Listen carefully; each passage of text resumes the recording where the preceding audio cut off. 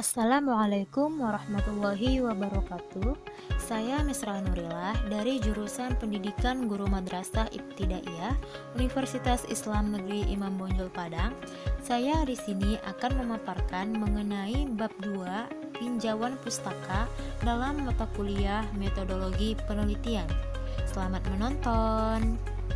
A. Pengertian dan pentingnya kajian pustaka. Pengertian kajian pustaka pada umumnya dimaknai berupa ringkasan atau rangkuman dan teori yang ditemukan dari sumber bacaan atau literatur yang ada kaitannya dengan tema yang akan diangkat dalam penelitian. Kemudian pentingnya kajian pustaka. Kajian pustaka dalam penelitian, baik penelitian pustaka maupun penelitian lapangan, mempunyai kedudukan yang sangat penting. Bahkan tidak berlebihan jika dikatakan bahwa kajian pustaka merupakan variabel yang menentukan dalam suatu penelitian, karena akan menentukan cakrawala dari segi tujuan dan hasil penelitian. B. Bagian proposal atau persiapan penelitian yang membutuhkan kajian pustaka. Kajian pustaka meliputi kegiatan mencari, membaca, mengevaluasi, menganalisis, dan membuat sistematis laporan-laporan penelitian dan teori, serta melaporkan amatan dan pendapat yang berhubungan dengan penelitian yang direncanakan. Bagian proposal penelitian yang memerlukan kajian pustaka adalah pada bagian landasan teori. Landasan teori adalah sebuah konsep dengan pernyataan yang tertata rapi dan sistematis, memiliki variabel dalam penelitian karena landasan teori menjadi landasan yang kuat dalam penelitian yang akan dilakukan. C. Mengkaji bahan pustaka dan menyusun kerangka berpikir.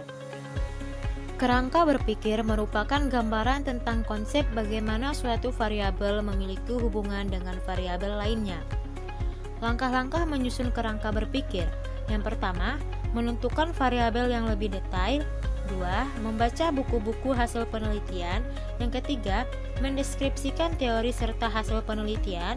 Dan yang terakhir adalah menganalisis teori dan juga hasil penelitian secara kritis. D. Aturan pengutipan footnote, body note, dan endnote. 1. Footnote. Footnote atau catatan kaki adalah keterangan yang menjelaskan terkait dengan sumber kutipan yang diambil. Dalam membuat catatan kaki, terdapat beberapa singkatan khusus lagi yang hanya disematkan saat membuat footnote. Di antaranya yang pertama adalah IBID atau IBIDEM. IBID merupakan singkatan yang menunjukkan bahwasanya kutipan masih berada dalam halaman yang sama dengan sebelumnya. Yang kedua adalah objek atau opera citato, merupakan keterangan dalam footnote yang digunakan untuk menunjukkan bahwasanya sumber kutipan sama dengan sumber yang telah disebutkan sebelumnya dengan lengkap masih berada dalam satu halaman, tetapi telah disela oleh satu sumber kutipan baru yang berbeda sumber atau berbeda halaman. Yang ketiga adalah locate atau lococitato, merupakan singkatan kutipan yang berada pada tempat yang sama dengan sumber kutipan yang telah disebut sebelumnya. Singkatan ini digunakan untuk menunjukkan kepada sumber dan halaman yang sama dan telah ditulis pada footnote terakhir. Cara penulisan footnote dari berbagai sumber. 1. Sumber buku. Penulisannya dimulai dari nomor kutipan yang akan otomatis jika kita membuat footnote. Kemudian nama pengarang, koma, judul buku, buka kurung, kota penerbit, titik 2, nama penerbit, koma, tahun penerbit, koma, tutup kurung, dan nomor halaman, titik. Yang kedua, dari sumber jurnal atau majalah, nomor kutipan tetap, nama penulis, koma, judul artikel, dibuat dengan tanda kutip, dan dicetak miring, koma, nama jurnal atau majalah beserta volume, dan nomornya, koma, tahun penerbitan, koma, dan nomor halaman, titik. Kemudian jika dari sumber skripsi atau tesis ditulis dengan susunan nomor kutipan tetap, nama penulis, koma, jenis karya tulis, titik 2, judul karya tulis dicetak miring, kemudian di dalam kutip buka kurung kota penerbit, titik 2, penerbit, koma, tahun penerbit, tutup kurung, koma, kemudian halaman. Yang kedua, body note. Pada teknik ini, sumber kutipan ditulis atau diletakkan sebelum bunyi kutipan atau diletakkan dalam narasi atau kalimat sehingga menjadi bagian dari narasi atau kalimat. Yang ketiga, endnote.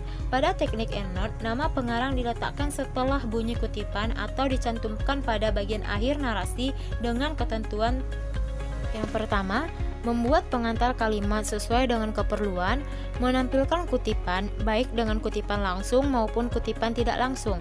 Dan yang terakhir, menulis nama akhir pengarang, tanda koma, tahun terbit, koma, titik 2, koma, dan nomor halaman di dalam kurung, koma, dan akhirnya diberi titik.